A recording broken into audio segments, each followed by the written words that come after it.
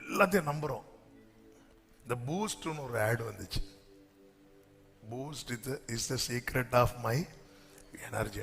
எல்லா வீட்டில் பார்த்தாலும் பூஸ்ட் குடிச்சு அப்புறம் ஹாஸ்பிட்டல் அட்மிட் ஆகி, ஏன்னா அது குடிச்சிட்டு இப்படி பார்க்கறது எங்க?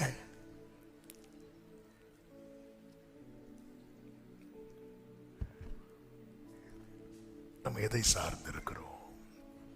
எதை நம்பி இருக்கிறோம்? அவருடைய வேலையும் அவருடைய செயலும் இல்லாம எல்லாமே உங்களுக்கு ஃபேவரா இருந்தாலும் நடக்காது. ஆனால் அவருடைய வேலையும் அவருடைய செயலும் இருக்குமானால் எல்லாமே உங்களுக்கு எதிராக இருந்தாலும் அந்த காரியம் நடக்கும். அந்த காரியம் நடந்தே தீரும்.